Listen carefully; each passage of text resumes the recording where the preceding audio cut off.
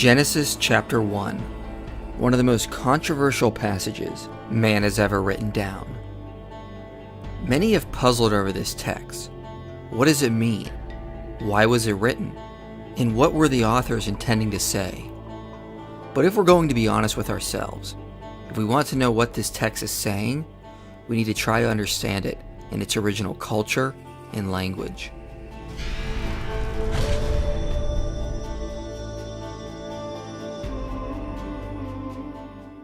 There has been a plethora of interpretations that have been offered to try to explain what Genesis 1 is saying, and I do not pretend to be doing anything different here. However, I feel many in the past have not factored the cultural context into account when reading Genesis, and this has led many trying to interpret the text through their own cultural lenses. This really is not a fair assessment of the text. We constantly want to force Genesis into our own cultural norms, and the hard reality is, the culture of the biblical world was different than ours in many ways. The first assumption we have is our understanding of what something is, or what makes something a thing. This seems so intuitive, we hardly question that another culture might have viewed this differently, but the evidence suggests otherwise. When we describe what something is, we begin by describing its properties. But in the ancient Near East, something existed if it had a function. How the ancients would describe something would be to describe what its functions were. As scholar John Walton says, people in the ancient world believed that something existed not by virtue of its material properties, but by virtue of it having a function in an ordered system. In this sort of functional ontology, the sun does not exist by virtue of its material properties, or even by its function as a burning ball of gas. Rather, it exists by virtue of the role that it has in its sphere of existence, particularly in the way that it functions for humankind and human society. Consequently, something could be manufactured physically, but still not exist if it has not become functional. The evidence for this can be seen in other ancient texts from the surrounding cultures. Ancient Near Eastern creation myths typically begin with when, signifying the story begins at a point in time, not at the beginning of time. They also tend to speak of the gods and the earth coming out of watery chaos, assuming there is a state of matter that exists prior to the creation account. They don't really seem to care about where the pre-existent chaotic matter came from. The accounts seem more concerned with when the gods turned chaos into order. For example, the Enuma Elish begins not by saying which material things came into existence. The text is quite devoid of these claims. Instead, it focuses on assigning roles and how chaos was turned into order.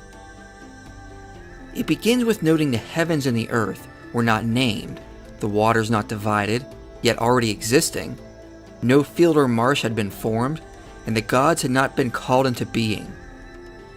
John Walton points out the original language is quite devoid of material creation, and it is very easy for us, reading it in English, to want to force onto the text material creation in certain places.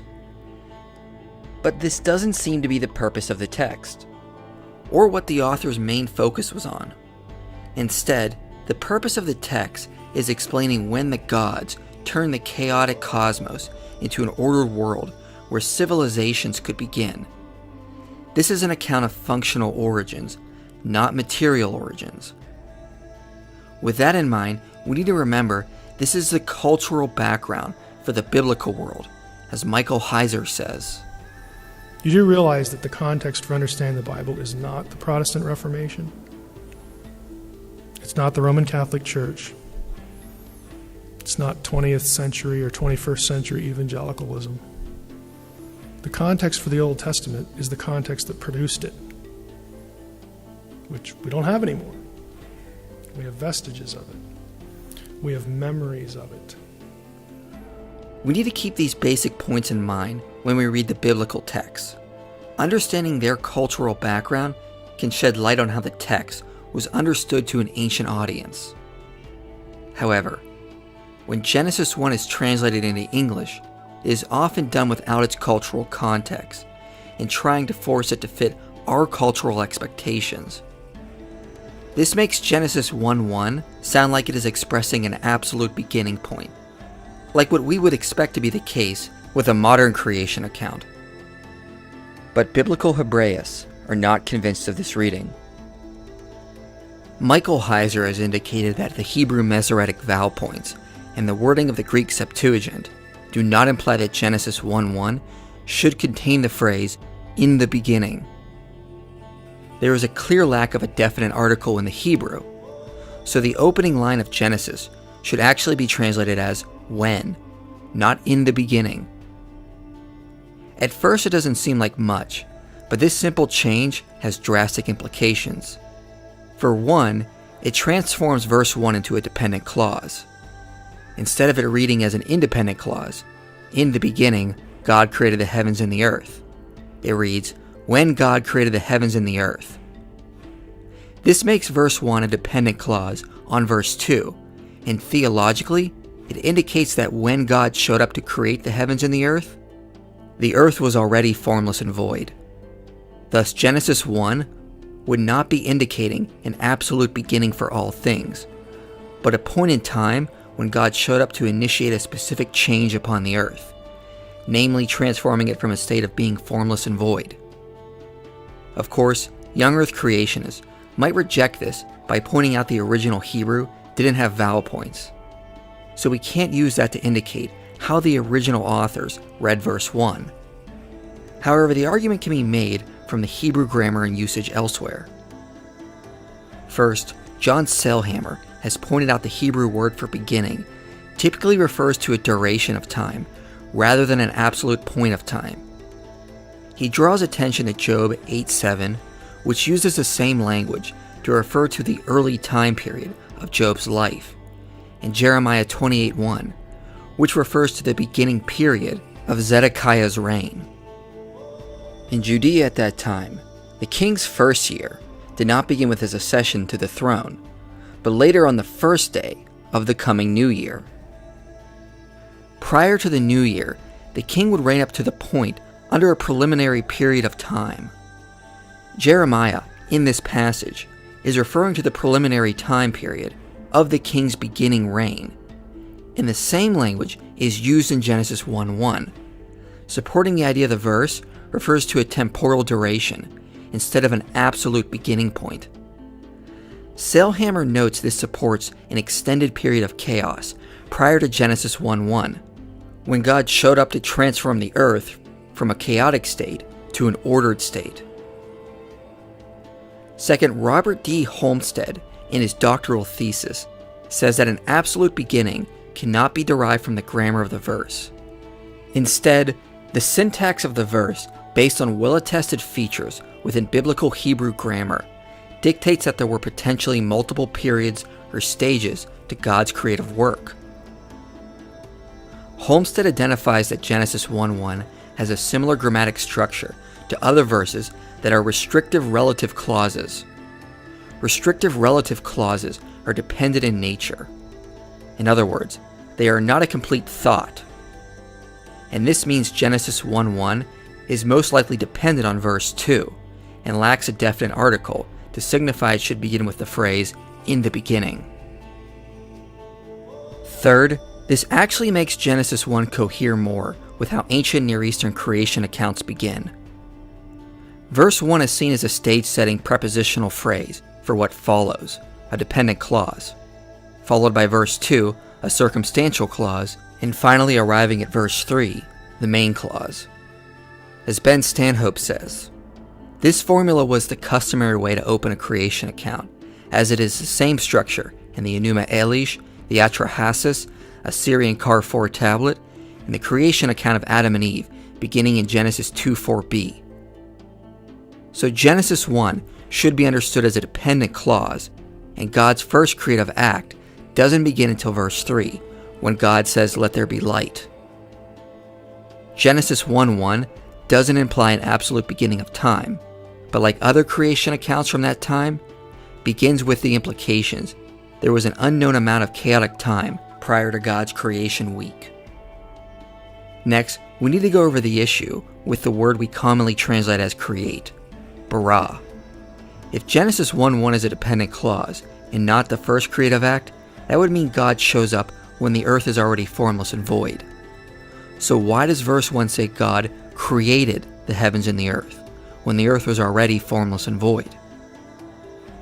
John Walton notes the word bara doesn't necessarily refer to creation, as in material manufacturing, but it is better understood in terms of assigning functions or giving a purpose to.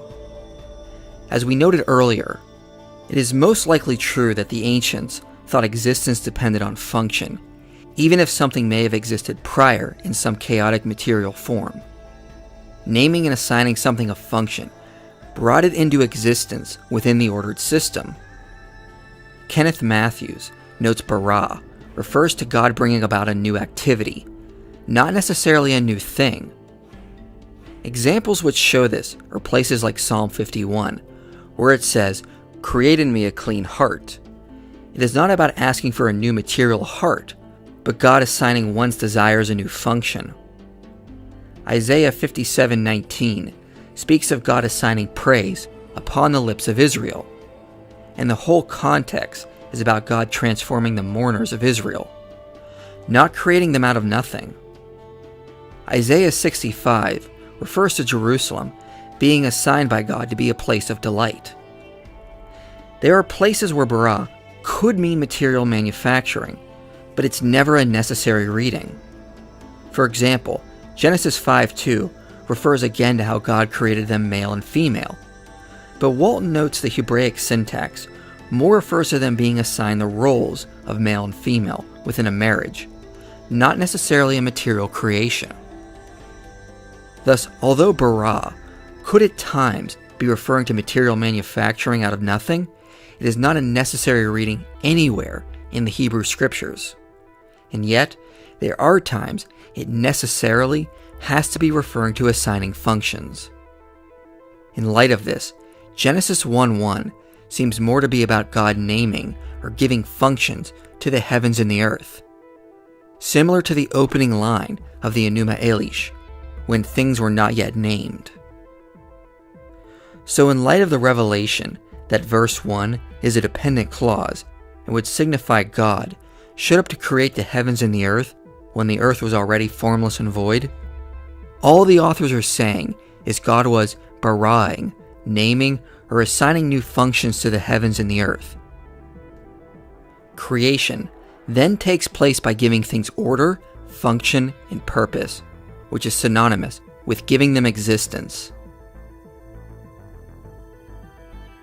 This actually fits far better with the expression of the earth being formless and void, which are the Hebrew words tohu and bohu.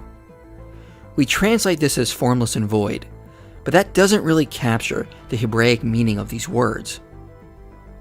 David Samura has done a full semantic analysis on the term tohu, and his conclusion is, in Hebrew, the term most likely means unproductive. Bohu only appears in the Hebrew about 3 times, and is always in conjunction with tohu. However, tohu appears about 20 times, and it is used to refer to a wilderness, idols that accomplish nothing, a wasteland where caravans perish, people wandering aimlessly, a desolate settlement, or the northern kingdom after it was destroyed by Assyria. The context of how the word tohu is used seems to suggest it refers to an unproductive state or a wilderness where there is no human production or ordered civilization. Thus, Genesis 1 only seems to be saying that before God began to cause the earth to function properly, it previously was not, and was something more like an unproductive wilderness. This seems to make more sense with what follows, as we read in Genesis 1 of how God began establishing specific functions for all the things he assigned. For example, in verse 5, God called the light day and the darkness night. Well, why not just call the light what it physically was, namely light? Instead, God calls the light by how it functions on earth, namely to be for the day, and the darkness is to function as night. On day 4, we see the great and lesser lights are assigned to mark the seasons, days, and years.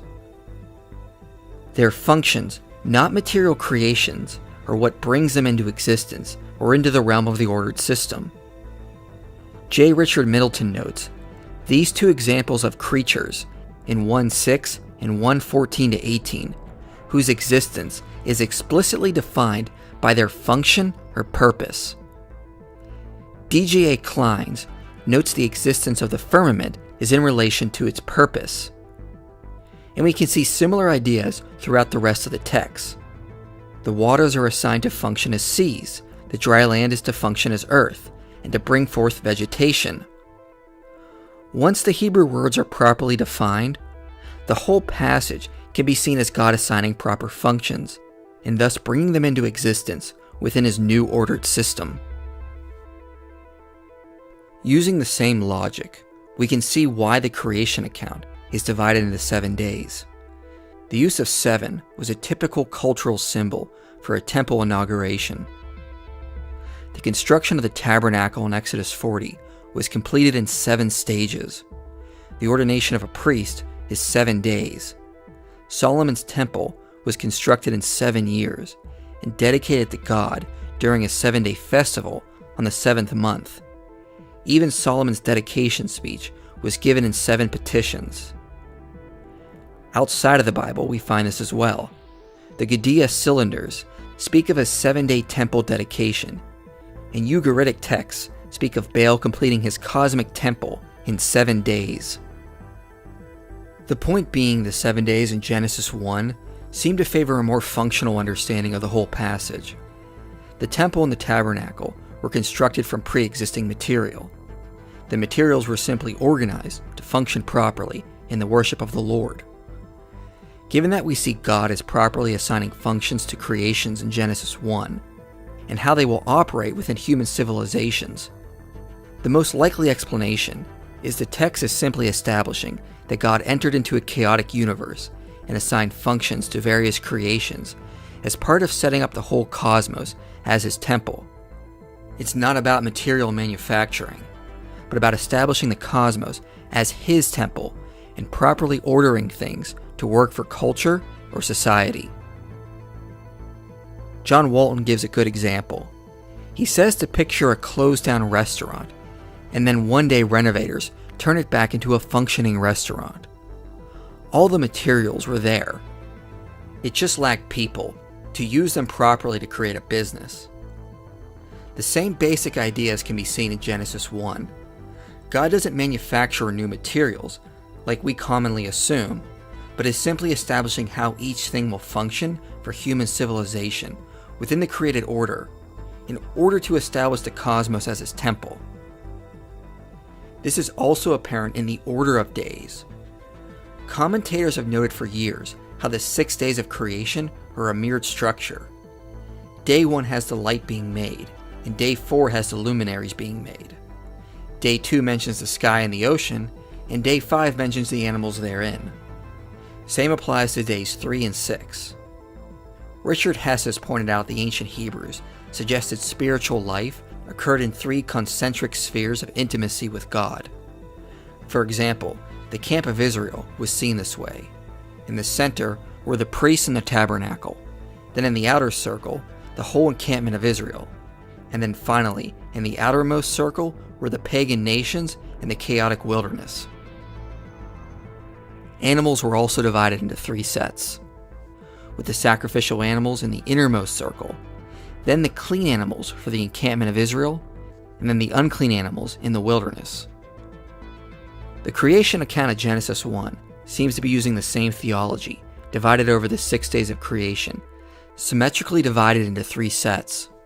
In the outermost circle are the luminaries, then the sky and the sea and the animals therein, and finally in the innermost intimate circle with God are humans and the rest of the land animals.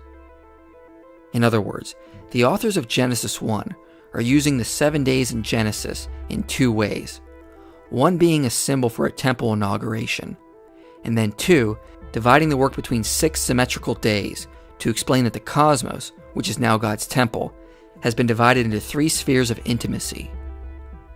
As John Walton says, days 1 through 3, which concern the 3 core functions of the cosmos, time, weather, fecundity, would consequently be viewed as not just activating, but establishing the control attributes of the cosmos, while days 4 through 6 could be seen as determining the destinies of the functionaries within the cosmos. All in all, I think we need to take a hint from Brandon J. O'Brien and E. Richards. The ancients didn't care about chronological order as much as we do. And when we constantly try to read the days of Genesis 1 as a literal chronological order, we are doing a disservice to the text and their cultural norms. The authors don't seem to be writing in an exact chronological order, but a symmetrical order in a poetic form. Day 1 and Day 4 are meant to go together. To the original authors, light appearing before the sun would have been just as ridiculous as it sounds to us. So let's review what we have so far. The opening lines of Genesis 1 seem to imply an unknown time period of chaotic wilderness that was unproductive, not an absolute temporal beginning. God enters into this chaotic state of the universe and begins to order and assign proper functions to things as to how they will operate for human societies, like how the sun and moon will be for determining seasons and months. In doing so, God transforms the cosmos into his cosmic temple, much like how one can turn a rundown restaurant into a functioning restaurant just by coming in and using things properly. 3 spheres of intimacy are set up as standard Israelite temple or tabernacle theology runs. And finally, it ends with God resting or taking up residence in the cosmic temple. Genesis 1 isn't really about material manufacturing unless we force it to be via an English translation. The account is more about establishing order in a chaotic universe for human societies to thrive with God at the center. To further back this up, there's an interesting passage in Jeremiah which uses very similar language to suggest a reverse of Genesis 1 took place. Jeremiah 4:23-26 is an account of what happened to the northern kingdom of Israel after the Assyrians took over, and it's a warning to Judea that they will soon follow suit if they don't shape up. However, the account speaks of the opposite of what happens in Genesis 1. Now Israel is without form and void, tohu and bohu. There is no light, there is no man, there are no birds in the air, and no vegetation to give fruit. If Genesis 1 is about the material creation of all things, we should expect the same language, in reverse, to be the disintegration of the material spoken about. However, when Assyria conquered Israel and deported all the elites, we don't suggest the fabric of space-time ripped open and the land of Israel popped out of existence. Instead, we understand the kingdom went from a productive, functioning society to a chaotic land. The light from the sun literally did not stop shining on that region. It was just part of the cultural expression to say the kingdom went from an ordered society into disorder. And thus, the reverse in Genesis 1 would only suggest that God took a disordered cosmos and ordered it to be a functioning temple for himself and the humans therein, not the beginning of all matter as we know it.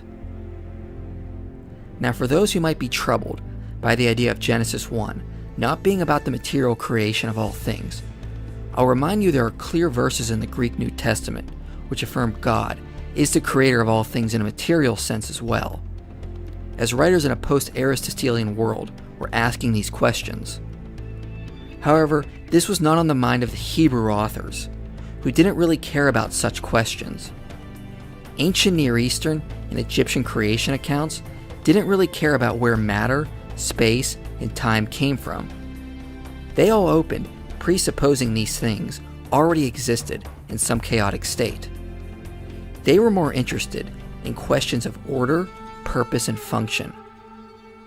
What they were asking in their writings was, when did God, or the gods, take the chaotic waters and transform them into the ordered system that we now live in? When we try to impose a materialistic understanding onto Genesis 1, we are really doing a disservice to the text. We ought to do our best to let the text speak for itself, instead of trying to impose on it what we expect or want it to say. The reality is, scientific questions that we are asking today were not on their minds, and there is no reason to read that into the text, or assume scientific theories that we have today are in contradiction with Genesis 1.